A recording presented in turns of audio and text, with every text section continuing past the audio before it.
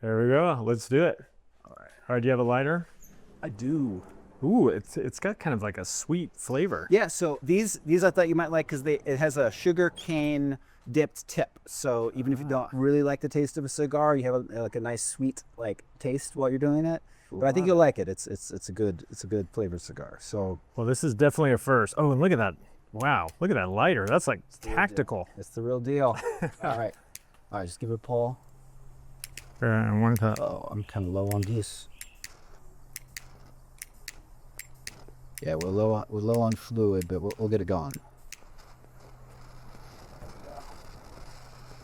Nice. Wow, man, that lighter is serious business. It's hard to do this with a selfie stick. You look like you know what you're doing. Mm. Oh yeah. Yes. All right, let's do it. Let's do this. All right. You lead the way. Man, that is a nice flavor. Wow. Well, yeah, the taste of the cigar changes through the course of the smoke. So you'll detect like a little bit of like sweetness, and then it'll start to get a little cedary, you know, some almond flavors in there. It's just kind of like evolves as you smoke it. Wow.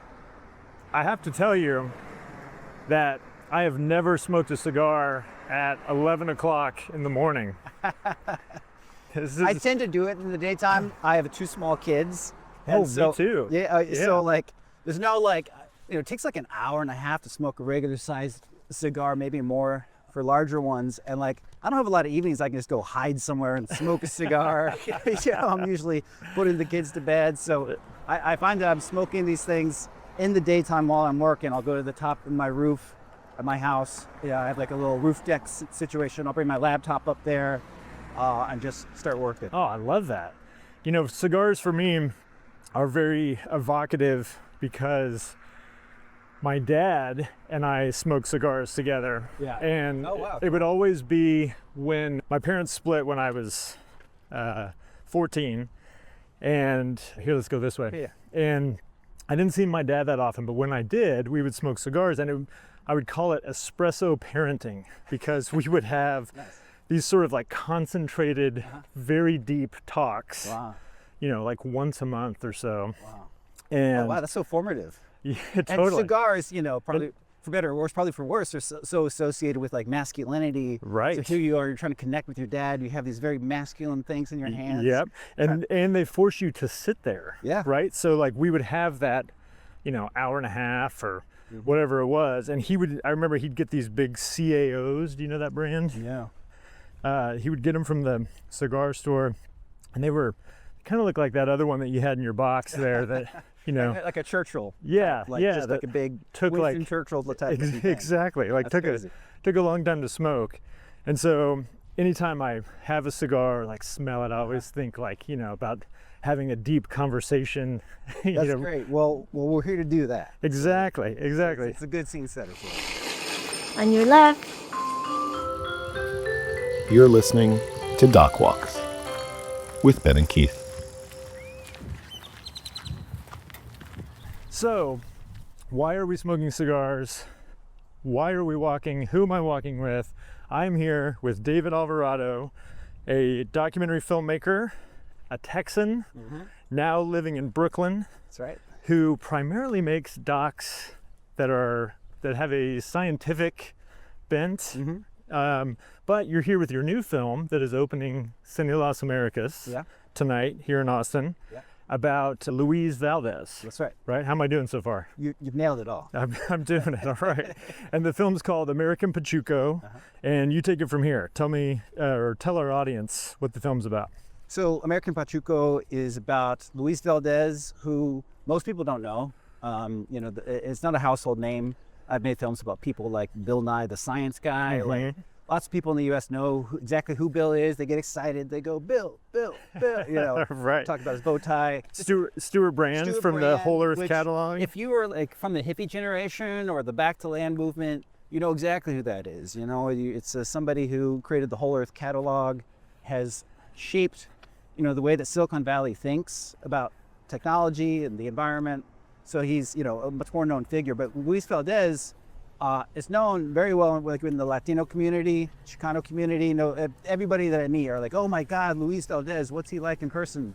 But broader America doesn't really know who he is, and I think they should. So I decided to make this film.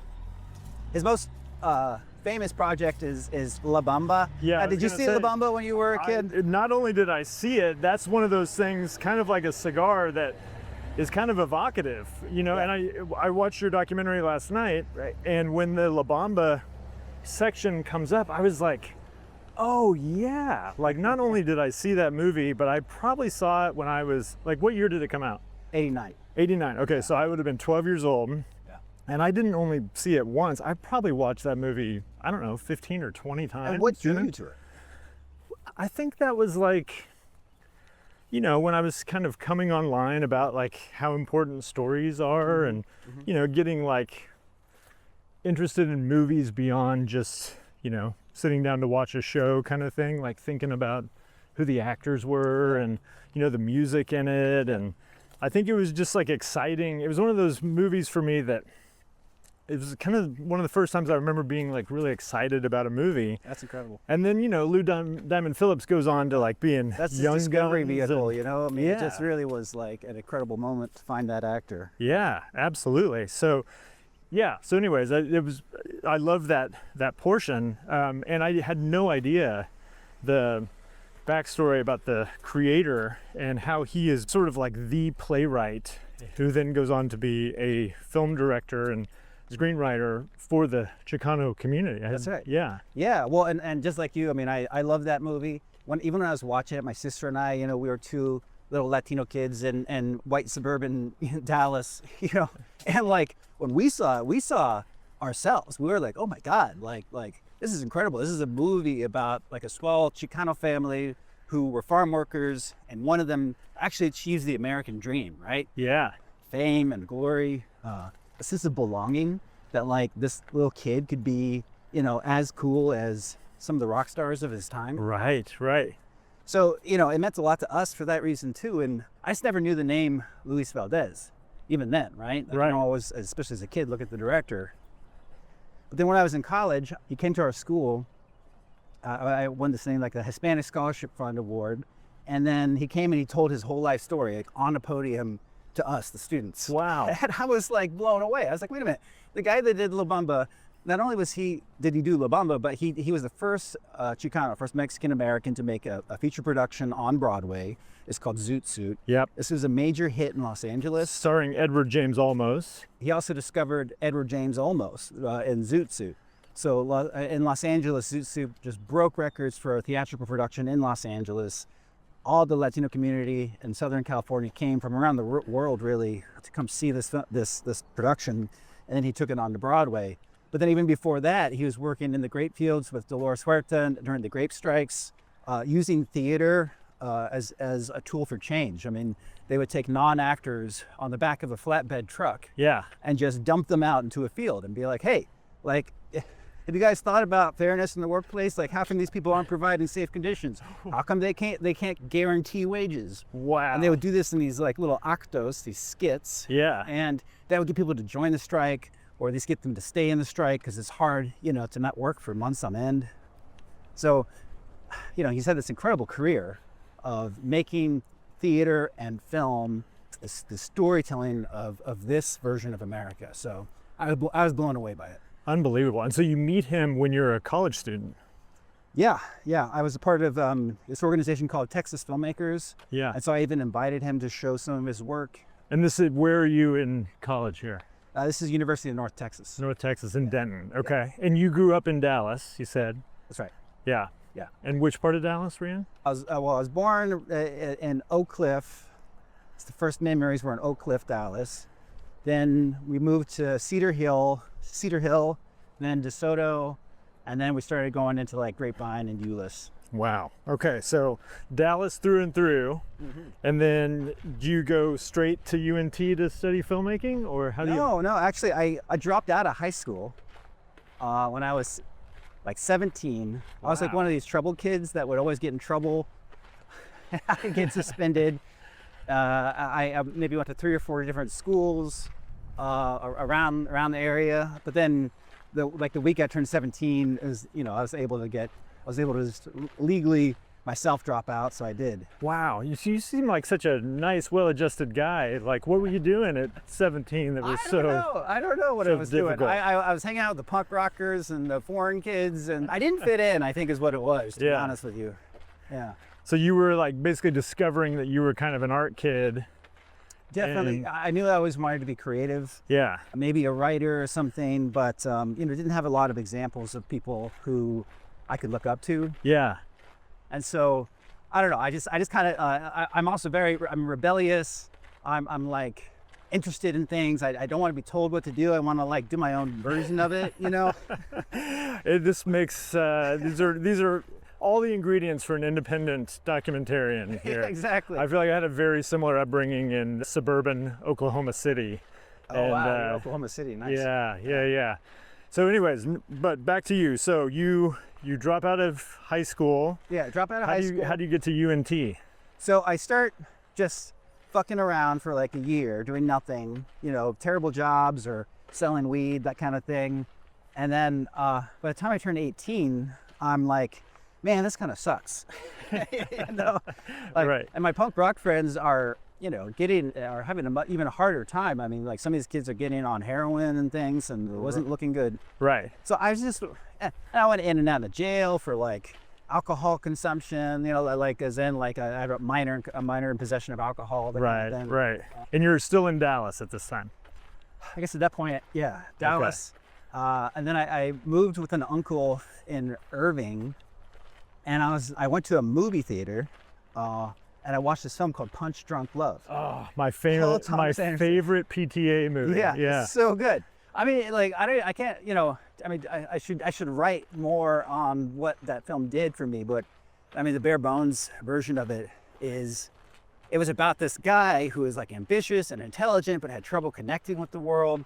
And like I connected with the character like that. Yeah. But then it was done in this like magical, realist way that like just like blew me away from like the first 2 minutes. I was just like, what am I watching? Like, yes, the transitions too, with the beautiful painters, like paint swatches that come in and out, and the vulnerability of the character, and like just everything was just stunning to me. And I've got to love Mattress Man. It makes me stronger than you could ever imagine. Yeah, and then he finds strength, through love. Like in some ways, it's like a typical story, but told in a very atypical way. Yeah, and so it just woke me up.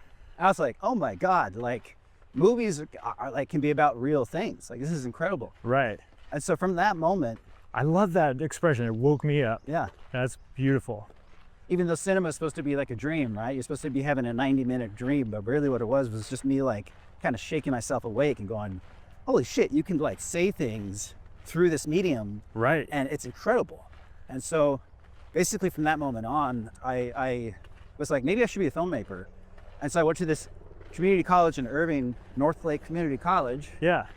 I just started taking core classes, my whole life. Now, part of why I dropped out is because I did very poorly in school in terms of grades and things. Right.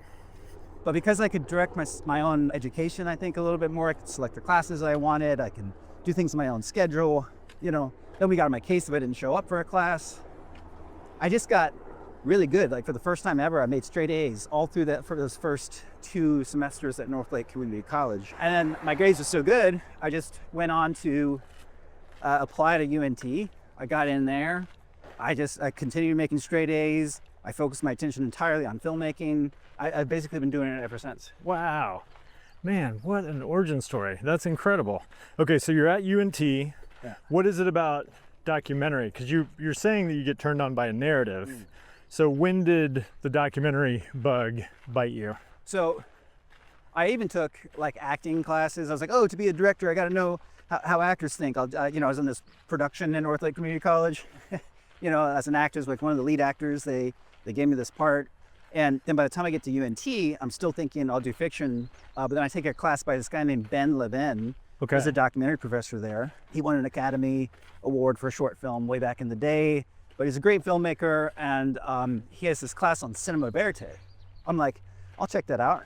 So I watched this film called A Time for Burning. Do you know this, Doc? I don't. A Time for Burning? Time for Burning. It's a I want to say like 63 or so. Okay. It won Academy Award for Best Documentary that year. So we're talking early 60s. It was, this is like in the Drew Associates era where people are just figuring out you can put a camera on your shoulder. There could be another guy with a microphone. Yep. You can go into the world and film real stuff. So this is around the time of like Primary, where Yeah. Robert Drew 100%. is filming for Time Magazine with the 100%. Maisels brothers, and You got it. And so it's about this minister who has to, because of integration laws, they have to. He's at a Lutheran church, and he's sent in to go and integrate their Lutheran church, a white Lutheran church with a black Lutheran church. They have got to come together. And so it's his job to convince the white congregation this will be great. Wow, and this is in 1963? 1963. Oh boy. And of course, like what ensues is, and these guys, I mean, I assume they're all men, the ones filming it were just like in there filming this like congregation trying to come to terms with this like very simple idea. This is just other Lutherans. It's not like it's like, Right. we're going to bring in a bunch of Satanists. Right. And It's just Lutherans who look a little different than you guys. Yeah, exactly. Yeah. And from their own community and everything. And like just to watch this unravel as like the church comes up with every reason why this can't work. They're worried about property values. They're worried about him. Who is this guy? He comes from New York. Everything. And like, I just, by the end of that movie, I was just like, oh shit, you can do the same thing with the real world as you can do with like a scripted film. I mean, and if anything, not that it's better or worse and there's no one thing to do, but like, it's just as interesting. And I had no idea about that before I saw that film. So, you think about the type of documentaries that you think of are the PBS talking heads and, here's a picture, we're going to zoom in on it for 10 minutes, that kind of thing. Right. That's what I thought of as a documentary, but this kind of blew it wide open for me. Man, I love that origin story. I have something very similar with Salesman. Oh yeah. I saw Salesman and I was like, I didn't understand that there are characters like this out in the real world and you can just like pick up a camera and go follow them. Yeah. And I had a very similar awakening to documentary. Yeah. Well, and you've made a career out of that. It seems like the kinds of people that you look at are so interesting. And people want to see that. Like they want to see real people and like try to understand humanity through like the people on the outliers. Right. So I just think that's such a special thing to be able to do. I heard this Emerson quote early on, or I guess I read it, where sort of a long quote, but essentially what he says is the biography of the one foolish person is in its way the history of the entire universe. Right. And I latched onto that as like, the more specific you can get about somebody's story, the more universal it is. It's sort of like everybody's story is like a comment on like the human comedy itself, right? And if you can like make that funny and interesting and find these like really dynamic characters, then basically you're telling stories about what it means to be alive through all these different kind of lenses. That's so true. That's amazing. Yeah. I mean, that's why we do what we do, I guess. Like trying to understand what this is all about. Absolutely. And this is crazy. You can do that, in a 90-minute, like setting where you have to have a story structure, beginning, middle, and end, and set up the characters and the stakes. Like there's like this real writing to it that I really love. Yeah. So it's like putting together a big puzzle. Oh, that's beautiful. I love it. But the ends they're just really fascinating. You want to pull over here? We can sit in the shade for a minute? Yeah, sure. Okay, so we should describe for the people who are just listening where we are. So David, tell us what you're seeing here. I see a field. You see the grass. A bird just flew by. I don't know where we are. We're in Mabel Davis State Park that is down the street from our production office. And there's about a mile-long running track here that we just walked a portion of. And now we're kind of pulling over to this gazebo that's here in the park to sit in the shade for a minute, enjoy our cigars, and not sweat or pants while we do it. Here, let's just pop up here.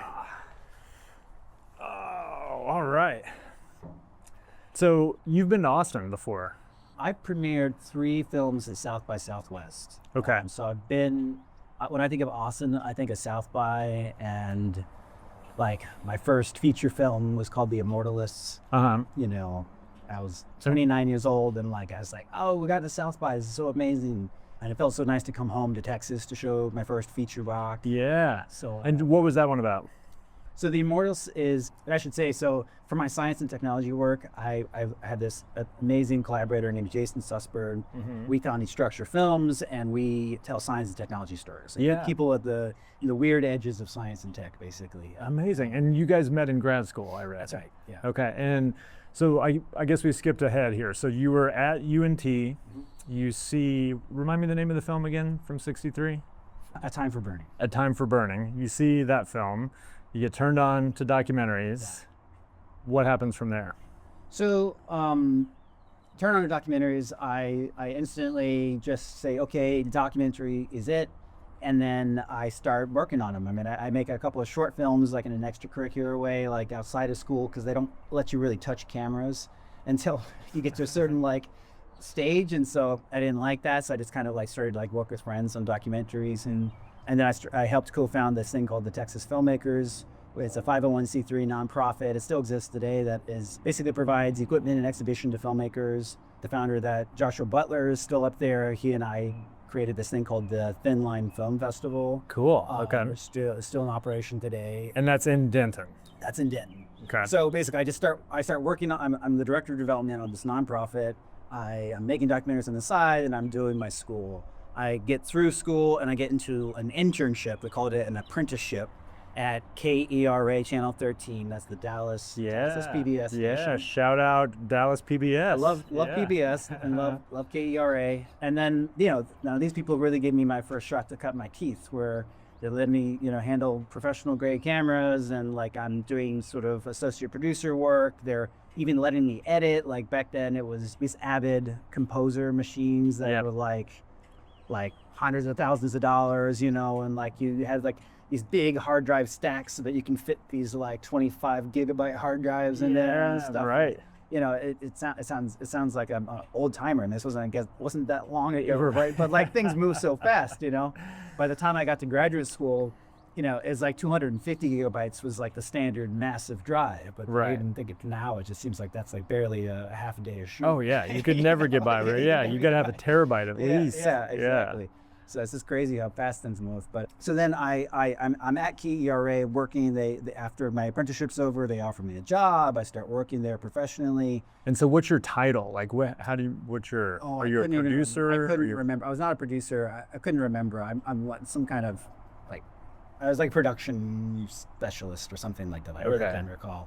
But you're shooting, you're editing, you're pitching ideas. For the field work, because they do field documentaries, I was doing those, shooting and editing. And then also for the studio work, because they have studio shows, I would operate the sound, I would just I'd be a all hands on deck production personnel. Okay. And so I'm doing that. I'm loving it. But I'm also noticing that, at least in terms of PBS, it felt like there was a ceiling, and that ceiling was at least partially set by your education level. And so having just had a undergraduate degree, I was okay, well, maybe I should get a master's. So I start to apply to different master's programs around the country. Okay. And then I got into most of them, but the two that I was really interested in was Stanford University has a master's of fine arts in their art and art history department. But then also American University in DC seemed very tempting as well, because there was a lot of documentary production going on in DC. And I saw myself originally as I'm a worker, in the documentary field, so I can climb the ladder. Maybe I can work at Nat Geo or Discovery Channel. At the time, these things all had their headquarters in DC. And so when I was sussing this out, I was well, I'm going to call them and just kind of figure out what they're offering. So I called American University, and they were we'll get you a job. Basically, you're guaranteed a job. You'll get we'll set you up with an internship, and you'll be working at Nat Geo before you can, if you're so quick your head will spin. I said, great, that's awesome. And so then I called Stanford, and this incredible professor, was later my professor, Jan Krawitz, was I was hey, they said they can get me a job. Can you guys get me a job? And she was no. No, in fact, most people that come out of here do not go off to get jobs. I love that she was honest. Yeah. And I was what are you talking about? And she's well, what we're training people to do is independent documentary directing. Yeah. We're trying to get you to think of yourself as an artist and a creator, that you create your own products and you take them to market yourself. That's what we're training you to do here. And I had never thought about that before. Again, I saw it as there was almost like a khaki. It wasn't strictly true, but it was implied that you should wear khakis at KERA. I was like a khaki mindset, you know, like khaki pants and like a pogo shirt and things. But that kind of shook me up. I was like, oh my God. And then I found out that yes, indeed, like they shoot on film, like on actual sets at Stanford. Yeah. Yeah. And I was like, whoa, like I didn't even know that's a thing, like, and you could do still. Yeah. And so I was just really drawn to it. So I decided to go there. It's a 2-year program. Just spent 2 years of my life not doing anything else but just like thinking about documentary directing. How do you direct, at least for the practical limits of the graduate school, really, right. How do you direct short docs? Yeah. And then once that was up, I just started. And so Jason Sussberg and I met there. He's my year. We came in at the same time, left at the same time. Awesome. And the second we left, we were just like, well, how do we get started? And you know, we were friends, but we just, you know, we didn't have the idea until after we graduated, and we were like, well, let's just like make something cool that we like. And so he came up with the idea. He had read that there were these guys that want to live forever. And Wow. it's like, what does that mean? You know, and Right. I love science and technology. I'd been doing science films already in graduate school. He'd been doing science films. So it's natural for us to try to find a science project. And so we just began this about 4-year journey of just figuring out how to actually make a feature documentary and sell it and get it out there. So Yeah. what the resulting film is called The Immortalists, and it's about 2 scientists, Aubrey de Grey, who has this big, crazy long red beard, and this other guy, Bill Andrews, who have these different approaches to the so-called science of immortality or science of life extension. And what year are we talking? This is like 2012 or so? We graduated in 2010, so that's 2010, October 2010 is really when it got started for us. And then we were premiering at South by Southwest by 2014. Wow. March 2014. Good for you. And man, you know, I feel like the longevity movement with Peter Attia and guys like that, you know, is basically like common vernacular now. Like people are very aware of that. Oh yeah. But back then, It was like that would have been it's just bizarre. Like, what the hell are you talking about? Right. And you know, there's been some progress made in that, but not like a ton. right. I just it has become more popular. Yeah. For sure. Wow, that's so cool. All right, so you make your first feature documentary, and then The Immortalists, and it does well, right? It premieres at South by. I guess at South by, we sell it. We get a minimum guarantee to do a theatrical run.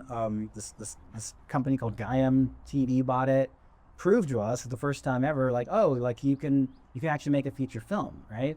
So it was incredible. I mean, because you know we were just 2 kids. We raised about maybe $400,000 for it, which Yeah. you know, I mean, That's a fair amount for your first doc. for your first doc, yeah, it's incredible. And for us as kids, we were still in our 20s. It was like, how could you possibly raise anything more than like $200 Right. for something like this? And Right. so it was an early lesson of like how expensive the process was. It gave me a lot of groundwork for how to raise money, how to be willing to ask for money, you know, from investors or donors. And we did a small Kickstarter for $30,000. And but my big takeaway from that was it's unsustainable, even so, because none of that, like some of the 400,000 went to us for sure, but like, you know, you need to pay yourself to do this film, or else you'll never go on to make the second film. Right. So I was like eating ramen noodles and like, you know, crashing with my girlfriend to sublet my apartment so that I could like just focus on this thing and not take extra work. You know, I was a working cinematographer in New York, so like I was making money, but none of the money we raised in the film was going towards me, and that just seemed wholly unsustainable. Yeah. So we were at Queens College on the campus in Toronto. We were showing the film at Hot Docs. Oh, And shout out Hot Docs. Hot I Docs is love that amazing. festival. Yeah, me too. It's been a while since I've been. But we were like, how do we tell films about science, but do it in a way that's sustainable? You know, so that kind of became the question of the day for me and Jason. And you know, it just so happened that this other film came out at the same time, the Big Bird documentary. Oh yeah, sure. And About the character, the puppeteer Big Bird, and character Big Bird. And guess what? The lines were around the blocks. Now ours sold out for the majority of it, you know, for the Immortalists at that venue, but also like the lines for the Big Bird were just like blockbusters, right? And it was just like, that's interesting. is there like a big bird of science? Somebody that like has a built-in audience, but also it provides like a meaningful story and biography or something that we would actually want to tell, that we can invest ourselves in. Like, is there a science guy? Is there a science guy of some kind? And then it just struck me. I was just like, Bill Nye the Science Guy. Like, is that guy even still alive? Like, right. I remember watching him on KERA when I was a kid. Sure, yeah. I'd be like cross-legged on the floor, looking up, just seeing this like exploration of science in this fun and engaging way, and visually interesting way. I mean, they were the creators of that show, who I've since come to know very well, are incredible storytellers and media makers. Yeah, I mean, he was throwing TVs off rooftops and doing like outrageous things to get your attention. Get your attention. But I guess how gravity works. Like when you're a kid, you pay attention and you're actually delivering some incredibly important information and an appreciation for what science is, which is kind of the biggest thing that I think we're trying to communicate, to our population, is just not just like, okay, you don't have to memorize the periodic table. That's not the importance of science. The importance of science is to understand why it's important and how it works. Yeah. Like if you can communicate that, like we will have a better world. And not all of our problems come from this, but like a lot of them do. People's inability to understand and have a conversation about climate change is deeply rooted in the lack of appreciation for how science works to begin with. And the curiosity that the scientific method encourages, right? Is like you have a hypothesis, you test it, you make adjustments based on your findings. Science teaches a type of like curiosity and improvisation that is important no matter what you do. Yeah, you nailed it. And so we reached out to Bill. Turns out he was alive. The year was 2014, and he had just like logged on to Twitter. Oh wow! Okay. Okay, he's alive because he's found his way to a Twitter. And he was in between. He'd had his show. But he was quitting his show. Basically. Well, his show stopped in the 90s. All those shows. Did you ever watch it in middle school? Like, I didn't. I didn't really become aware of him until I think your movie, and then he's obviously gone on to have like a Netflix series, right? And things like that. Yeah, all that stuff. And so, he had finished his kids show in the 90s, and he'd kind of done a few like on and off shows, but he's just trying to have a career in media. I mean, he's an actor first and foremost. He has scientific training. He's just trying to be the science guy as a career. By 2014, we found him. He hadn't done the Netflix show, and we were just like, hey, here's the deal. Jason and I, we are science filmmakers. You're a scientist. We grew up watching you. Like, let us try to make something with you. And so it was a little bit of confusion what we meant, because you probably experienced this. People who you want to make a film about don't really know what the hell you're talking about. Yeah, right. Well, they don't see the end game for that. Yeah, they don't see the end game. They don't know the process. They're like, okay, so you're talking about like a one-day interview. Like, what are you talking about? And so we had to, is a process of education to get Bill to realize like, oh, Jason and David, these guys keep showing up and filming different things. And like now they're in my house. Why are they in my house? Like, what's going on here? And eventually we got him on board with the idea, which like, this is a deep and intimate look in your life to figure out who you are. Right. That makes you tick. And your new challenge of communicating science to adults, like that's kind of what the film should be about. Well, that's really interesting, because so much of documentary directing is about access and about getting somebody's rights, like, especially at this point in my career, so much of my time is spent thinking about access and getting shopping agreements signed and things like that. Anyway, so what were we talking about? Bill? Oh yeah, so this guy is Seth Gordon. So Seth Gordon's an amazing filmmaker. Amazing filmmaker. He made King of Kong, and then he went on to do Horrible Bosses. That's right, yeah. Four Christmases, which is still somehow my favorite Christmas movie, probably because of the divorce of my own family. It's like about a Christmas movie about divorce. That's right. Oh yeah, because both parents are divorced. So they had to go to four different Christmases. So Seth did that, and incredible work, I think. So wait, how do you get connected with Seth? Because at that time he's a big deal coming off of King of Kong. What's that relationship? Two things. One, he was working with a former professor of mine, Jamie Meltzer. I was a producer and the cinematographer for a film called True Conviction, which is a Texas-based film about these wrongfully convicted men in Dallas. Okay. And Jamie Metzler is the director. He's the director. And I'm the producer and cinematographer. Can I just dork out with you for a second? Please. Jamie Metzler's film, Off the Charts, The Song Poem Story, is one of my favorite documentaries ever made. You should do this walk with Jamie. I would absolutely love to do a walk like this with Jamie. That movie, off the charts, The Song Poem Story, That's amazing. was a film I think that played on PBS, right? It didn't get like a super wide release, but Yeah. it is this film about the ads that are in the back of music magazines that say, do you want to be a songwriter? Send us your song and $100 and professional musicians will turn your lyrics into a song.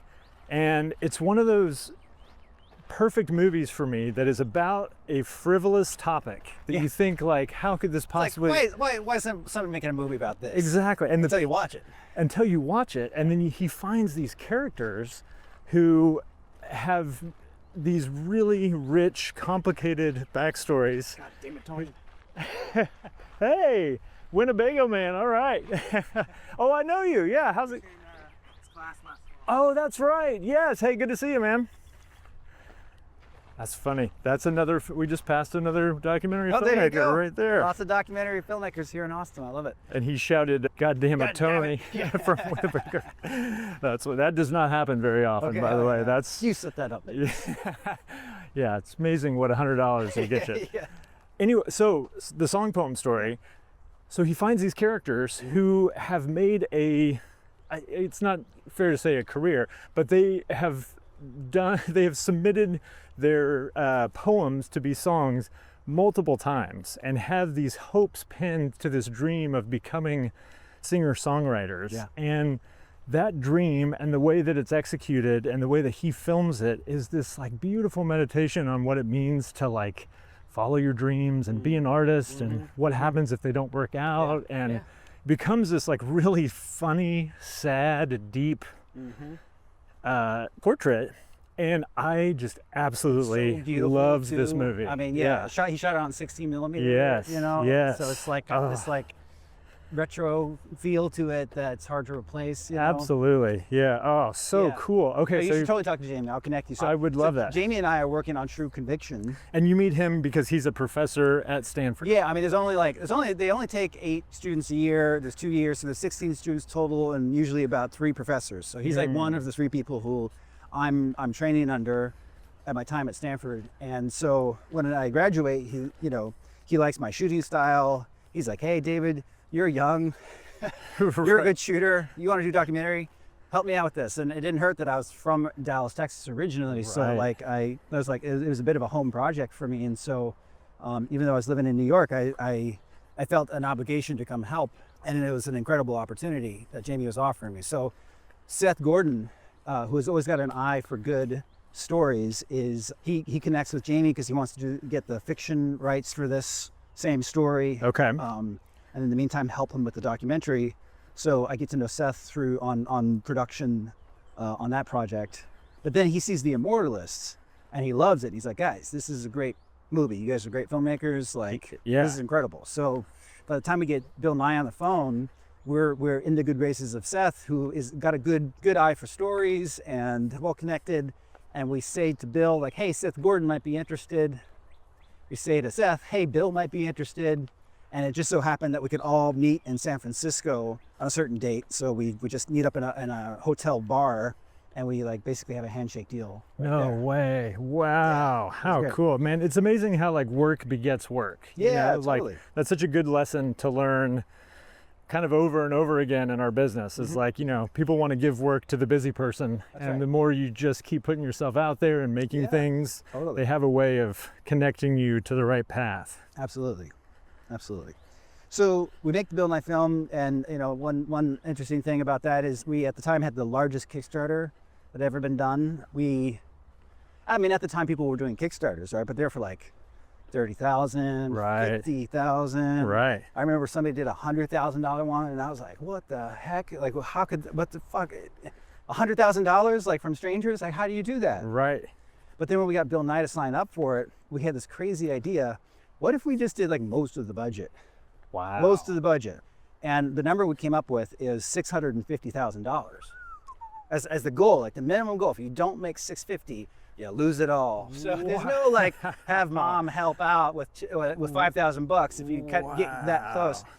So we start the Kickstarter. Kickstarter themselves were saying, "Don't do that. This is not a good idea." Yeah. We were just like, we just had I had a personal conviction that there were enough people that would be willing to help for like a $35 coffee mug Right. to make this film happen. There's enough fans. They were of age to have their credit cards already online. This is still an era when like people like my mom like were constantly afraid to put their credit card online. Right. So like So what year is this? this is 2014, 2015. Wow, and you're doing a Kickstarter for $650,000. This is amazing. Okay, And then- but I, you know, if I'm in your position, Yeah. I think you're obviously making the right move because Bill Nye is like you're saying, That's a right. household name. That's right. Yeah. Okay. Yeah, exactly. So it and, must have- and remember, the lesson from the Immortalists from our first film was that it's unsustainable not to pay yourself. So Right. a big part of this was so that we could pay ourselves to make the movie, that we could put enough money in our pockets so that we're not having to work on other things, so we can do Right. it quickly, but then to put the rest of the money entirely in the film, put everything on screen, you know? So we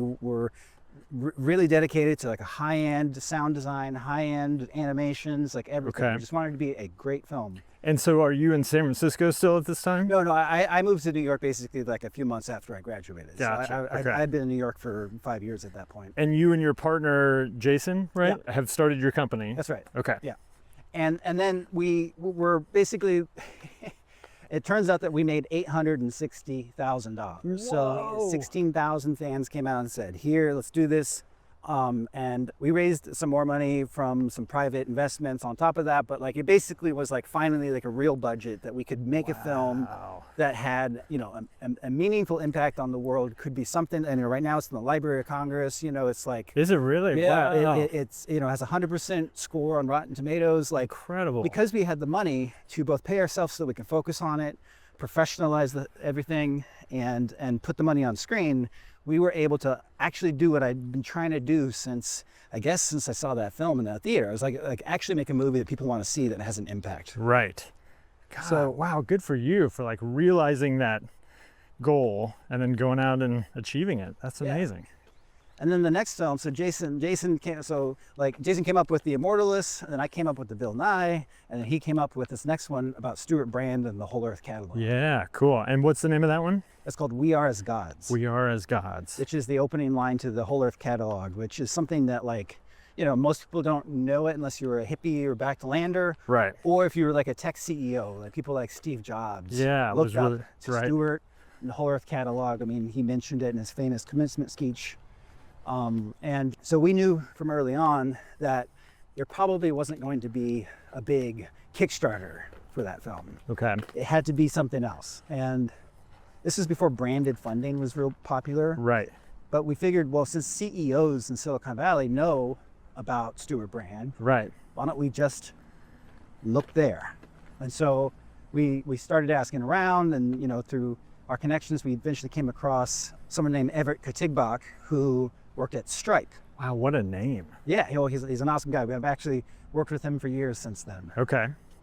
And he was like an early founder of Stripe? or- He was he was in the marketing side of Okay. Stripe, but he saw the vision for the film and he pitched it to Patrick Collison, who is the founder. He and his brother started Stripe. And you know Stripe, what Stripe is? I know what Stripe is, and I know it because my editor and producer on Winnebago Man, Malcolm Pollinger, was based in San Francisco for a long time, and he and his business partner, Mo, I can't remember how to pronounce Mo's last name, but they started a company called Even Odd, Okay. and they made all of these really amazing branded documentaries for Lyft, and they got, I think, like early funding from Stripe Okay. to do a lot of this work. Nice. And they were making like really cool, really sort of avant-garde style documentaries Oh, with support from okay. some people at Stripe. So Nice, nice. So yeah. that comes to the same thing. The Stripe has their own Stripe Films platform within Stripe Press. Okay. We made the pitch. Patrick saw the idea behind it and funded it. So we raised quite a, it was a $1.7 million budget, and Wow. they funded most of that. That's incredible. Wow. Okay, and so then that film goes on to play at South by. We have a great premiere at South by. Oh wait, no, we didn't. The pandemic. So in March 2020 Is when it comes out. is when it comes out. Oh no. And as you may recall, South by was the first real major festival to shut down. Oh, And so I we not only were totally thwarted. I not only recall that, that is for me the defining moment of That's the start of COVID. We were standing in our production office and watching a press conference live when they canceled South by. And I remember leaving work that day and we were all kind of like, well, I guess we'll just work from home for a couple weeks. Yeah, and that's how it started. Isn't it? Regroup. Yeah. And then, you know, what, and then 2 years later. 3 months. You know? Yeah. I was wearing masks in grocery stores until 2024. Like Wow. I took it all very seriously, and you know, I had 2 kids, you know, through it, you know. Yeah. And so it's like We had a little kid. Our daughter Poppy, who's now 6, That's a great name. was born. Thank you. Was born in December of 2019, and so basically, March of 2020 was like just the end of like my paternity leave. Essentially, like we'd been wearing sweatpants for months, and then we just kind of kept wearing sweatpants in the house for another couple of years. Yeah. Oh my gosh. Yeah. Wow. Okay. So wait a minute. Let's stop here for a sec and talk about your kids. How old are your kids? You mentioned you have 2. Lucia Alvarado is just turned 5 years old. So she was born like basically the pandemic hit, and my wife and I were like, let's have a kid. like literally, it was just like, well, by the time they announced like a 3-month stop, you know, I didn't listen to a lot of podcasts about this, and I was just like, I don't think this thing's gonna end in 3 months. Like, right. I think we're taking a break. So we just decided in a very practical way, like, let's just let's just try to have a kid, and I started by a house because the housing market was like going to shit in New York. Which is good for buyers. Sure. I love that the pandemic like created all this opportunity and growth for you. That's really amazing. Yeah. And then my other kid, Leo, he's just great turned names. 3. We're just living our lives. You know, it's really fantastic. And my wife is also a working filmmaker and produced American Pachuco with me. So, Oh wow. Okay. Yes, we got to get to American Pachuco here. we should at some point. Yes. But so basically, so pandemic hits. We have kids. Get a house, buy a house in Brooklyn, and then kind of like I'm just, you know, we took advantage of that sort of dip in the world economy, but also it gave me some extra time to try new things.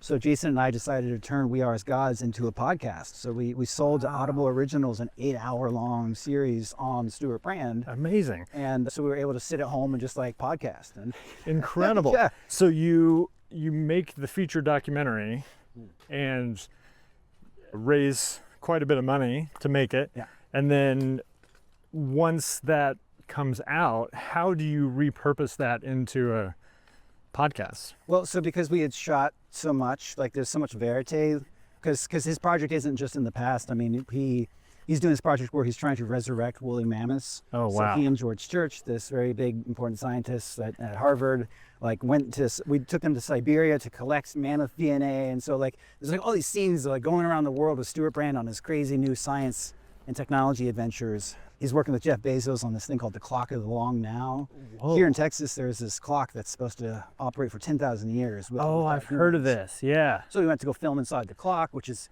literally the size of a mountain. It's like buried in a mountain. You got to be making a film about that. Yeah, maybe. We've been talking about it. That's an incredible name. Yeah, the Clock of the Long Now. Long Now. And so, you know, we're like, we have all this footage of like all these crazy things we did with them. Not to mention all the interviews with people that didn't make the cut. A 90-minute film, you can really only do so much. Right. You don't want to turn it into a giant list of things that happened. Yeah. But a podcast, you have a lot more flexibility. So we made a very cinematic sounding podcast. Our same sound design team that did, you know, like a top-notch sound design for our film did the exact same level of work for 8 hours of content on this podcast. Incredible. Man, good for you. So you make that a job during the pandemic that you can do from home, that people are wanting because they have a lot of free time and able to listen to podcasts. Exactly. Yeah, podcasts. Suddenly everybody had a podcast when you wanted to join it. Right. I don't know anything about that. And then on top of that, so we get that done, and then we're like, it's 2022. Maybe we can release our film. Greenwich Entertainment made an offer to run a theatrical. We couldn't really afford to do it right. So here we are in 2022. NFTs now are a popular thing. Oh, yeah. So we do a Whole Earth Catalog NFT campaign. Wow. Raise about $200,000 to go and promote the theatrical. Of course, then we get hit by Delta, the Delta strain. Oh, no. I believe. And you know, the theaters didn't do quite so well. But this is all to say, like, I just always, when I'm talking to young filmmakers, just trying to get them to think about ways to raise money, to think about where the money is right now, right, and race towards that, whatever that is. Wow, that is great advice. That's so smart. I'm inspired by your business acumen. Well, so slow going. I mean, it's like mostly built out of mistakes. Well, that's how anything good gets made, right? Yeah. Okay, so you finish the film about Stewart Brand, you make the podcast. How do you get to American Pachuco? So in 2022, I'm reflecting on how I got to this point in my career. I've directed 3 feature documentaries. I've directed for TV, like shows for Nova, done different things, produced True Conviction. I'm just like, wow, I've like, looking back, I was like, I've done so much. Like, how did I get here to this point? And that memory of that time when I met Luis came kind of flooding back. Oh yeah, like I met Luis, and like, that's the guy who made La Bamba, and like, that was like an early touch point for me when I was like, oh my God, like, there was a Latino who has made an incredible career. Right. It meant so much to me. And so I did what every good documentary filmmaker does. I just Googled Luis Valdez documentary, right? Right. And sure enough, nobody's ever done it. So I reach out to him. I try to explain who I am. I try to explain why I do science and technology stories, but I'm reaching out to him now. Yeah. And he gives me an audience, basically. I think a little suspicious at first, because he tells me that he gets a lot of these pitches and usually says no. So interesting. I just gave him my pitch. And what was it about your pitch that finally convinced him, if he's said no multiple times? Well, I pitched to him as basically it's not just a look at him as an artist, but it's a look at America. This question of belonging within America. Yeah.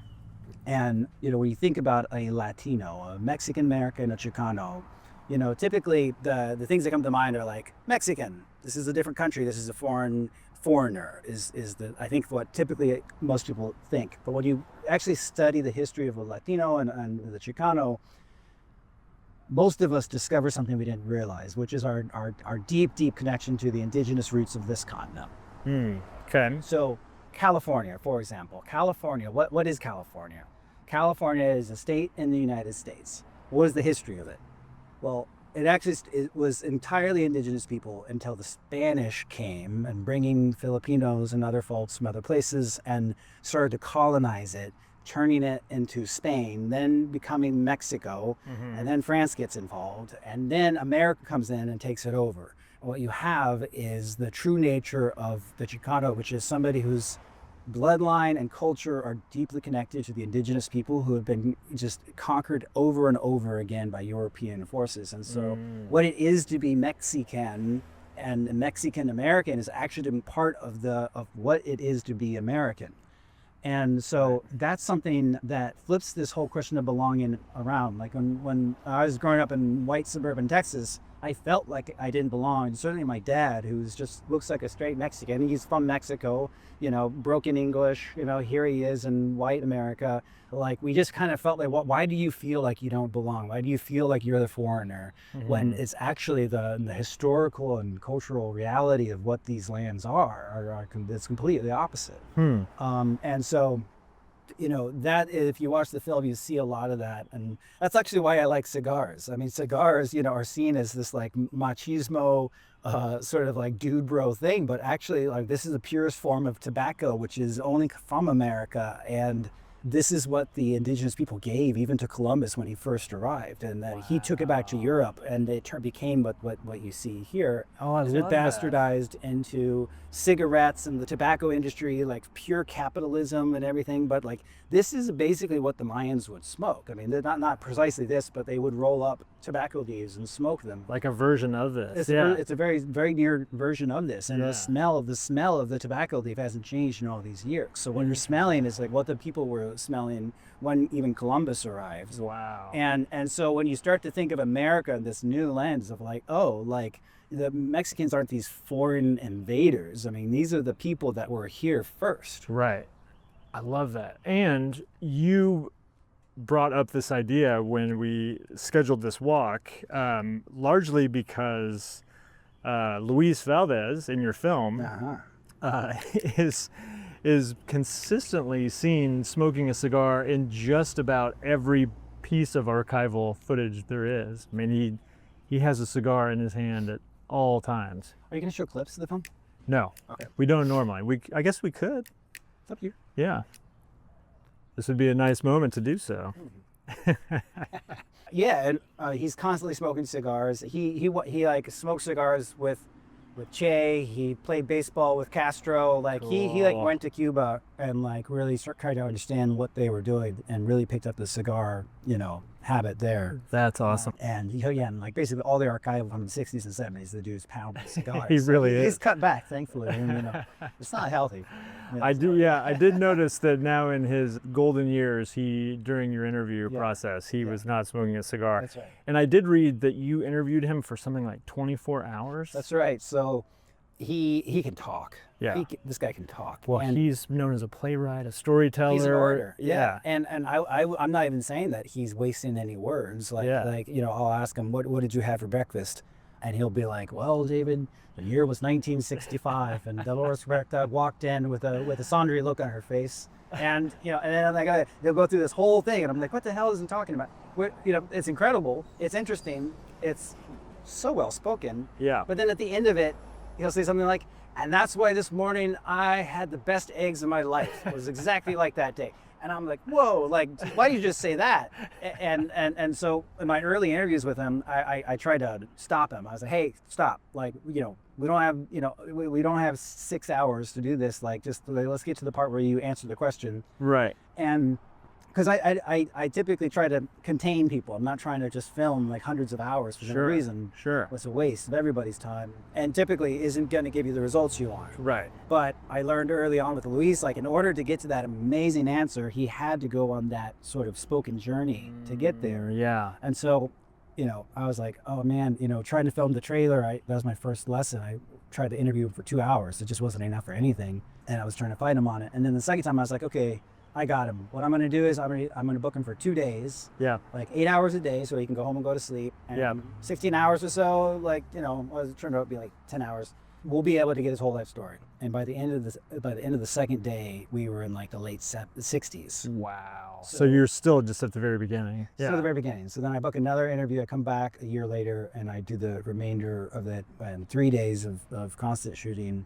And it turns out to be something like 24 hours of an interview. That's which, again, incredible. I would not normally allow, but it made sense with him because as you see in the film, I mean, he's such a great speaker. Everything he says is interesting and well delivered. Yeah. And it just took a long time to get there. Right. His siblings are major parts of the film, and they're just as eloquent, but they can get there quicker. So, did like 2 to 3 hour interviews with them, and it's just, I don't know, it was a pleasure. It's a beautiful movie, and I noticed how many foundations are involved. I mean, it's a ITVS film for American Masters. With funding from the Ford Foundation, the Better Angels Society. Yep. There's like a Latino broadcasting group. And that's like half of them. So how talk to me about the funding. How did you piece this together? Just like with the Bill Nye film, we had an early instinct that the fans were going to be the best way to fund that. With Stewart Brand, we felt like sort of corporate executives in charge with money will be willing to fund that. Early on, from the beginning of this film, I felt strongly that it's grants. I mean, it's like we had trouble explaining what this was to HBO and Netflix. Like, they didn't quite get it. Yeah. And so when I went to PBS, they got it right away. I mean, the person who's in charge of American Masters, Michael Cantor, like, knew it, Teatro Campesino very well. Like had interned with them at some point in his career. So he was like, oh my God, yeah, why isn't there not a Luis Valdez documentary? Right. And so, I think PBS is a good example of an institution that's actually trying to create content to try to identify what audiences want and to deliver them something of high value to that audience in a way that like Netflix is not quite trying to do. Netflix is more of in my view, the attention economy, which is perfectly valid for media makers in the media space who are making entertainment. Sure. But PBS has this extra mission, which is like, oh, let's give something good to people who really want and need something, a story told that normally wouldn't get told. Yeah.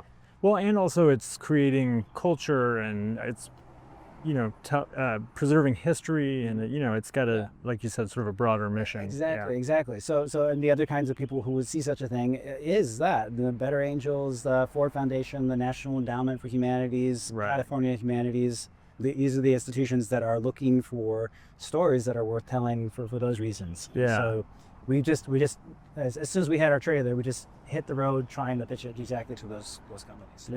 Beautiful. So you're here, you're premiering the film. You're premiering it here. It premiered at Sundance and it won the Audience Award. Yeah. So here I am telling, I'm usually telling science and technology stories, right?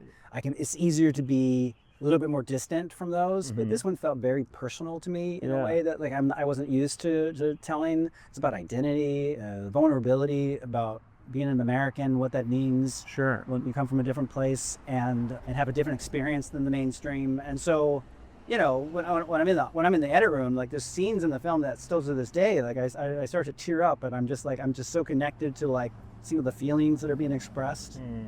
And it's hard to know that will be communicated to a broader audience, right? I knew that the Chicano and Latino communities would get it, but what about everybody else? Right. And so when we showed it at Sundance, they showed it in one of the day one films, and I'm looking around in the audience, and people are full on tears streaming down their face, tears of sadness, tears of joy at the end, laughter, thunderous applause, standing ovation at the end. It just was unbelievable that such a story that felt so small and personal to me could be so broadly well received.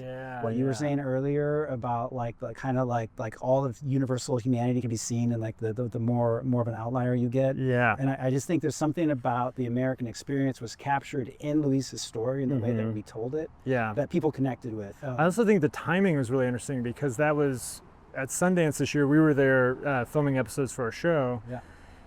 And everybody was talking about the ice raids, and that was constant. It was every conversation we had that was on people's minds. And so for your movie to come out and be the celebration of Chicano culture and a sense of belonging. I mean, what are the ice raids except for them saying you don't belong here? I see you, you look brown, you don't talk like me, show me your papers.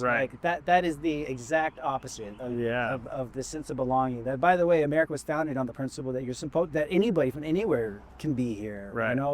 And so it's just, to me, it was a very special and important time to have it, and we've since not only did we win the U.S. Audience Award, we won the Festival Favorite Award, which is across even fiction and series and things. So it was I was blown away by it. And that's amazing. Well, I'm sure Luis is thrilled with the movie. Yes, he liked it.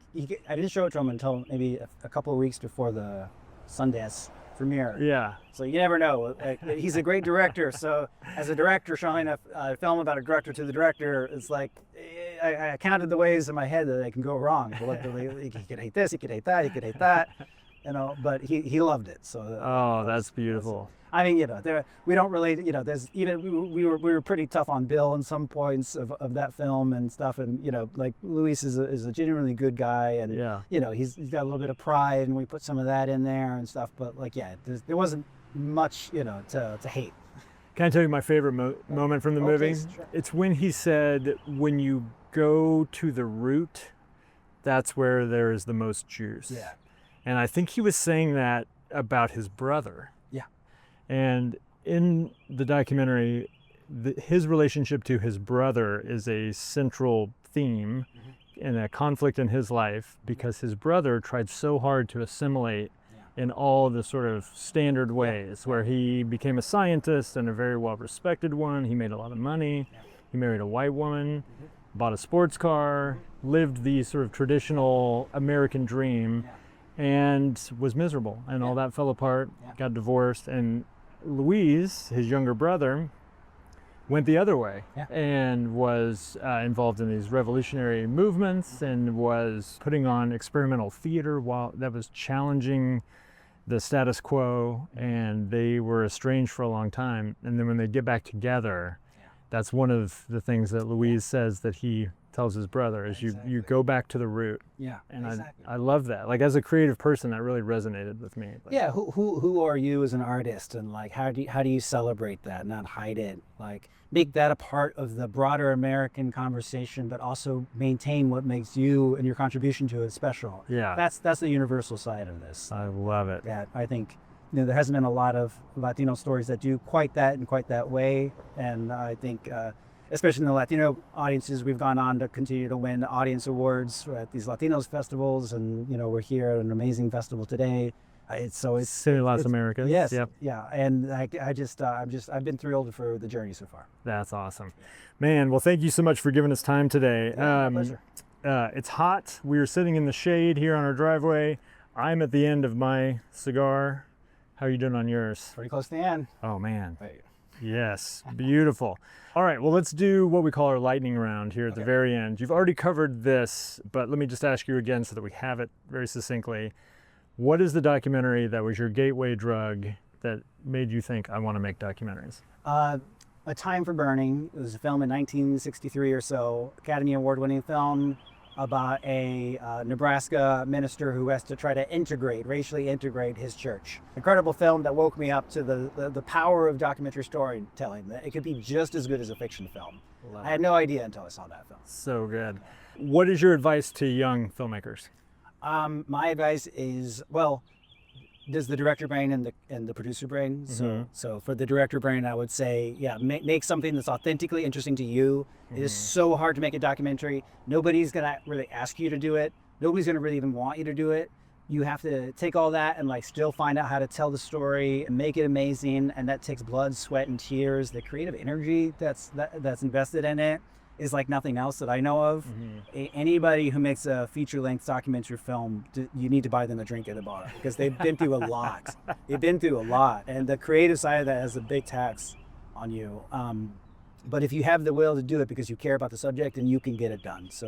But then on your producer brain side, I would say you have to have a certain level of financial literacy in your personal life. You need to know how to save money, invest money, not be in debt, get out of your student loan debt like I have. You have to know how to raise money, get investment, know what kind of funding your particular film needs. Don't try to take a film that needs to be funded by fans and have it funded by grants. It's just never going to work. So understanding that side of things is super important.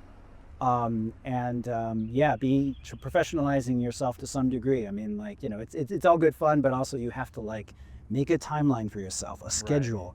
We have to get to this certain cut by this certain date, no exceptions allowed. And who cares that there's not a boss telling you to do that? You're the boss, so you should come up with those dates. Otherwise, this thing's gonna drag on forever. Yeah. Too many people. I mean, some films have to be done in 10 years. I get that, but the vast majority of films that take 10 years were because it's just hard to just constantly be trying to hit markers and get it out on time. And I think a lot of people get discouraged that, it's not that I think things for any qualitative reasons should take less than 10 years. It's just that some of those films that take 10 years, they don't even go on to make another film because that was way too hard. Yeah. And then your career is not gonna continue if you can't make the next film. So I just say it from speaking only to the producer side of your brain, you just have to keep yourself on task and on time and under budget, and then you can make your great art and go on to make the next one. Spoken like a true producer. That's amazing. And then, so the last one, what is the thing that you can't stop thinking about right now? And let's make it not film related. So because of Luis, I smoke in cigars, throughout my adult life. But I keep thinking about cigars now. I don't know. There's something about the nature of them, like we were talking about earlier, how connected they are to the indigenous people that were here, and not cigars specifically, but tobacco itself. And if you think about the Americas as pre-Columbian and post-Columbian, what the Americas have given the world is kind of the beginning of modernity. You just think about things like Italian food, right? Think about what? You think about tomatoes and peppers and things like that. Well, tomatoes come from the Americas. The Italians did not have pizza before Columbus came to America because they didn't have tomatoes. They didn't have spices like peppers, capsicum, pepper, anywhere on the planet. You think about Indian food, right? That came from the Americas. And tobacco came from the Americas. Potatoes, you think about Irish potatoes, and that is a staple for European diet. That came from the Americas. So before the Europeans came to America, it was a rather different and more impoverished planet. And here we are sitting on this continent that has given so much to the whole planet.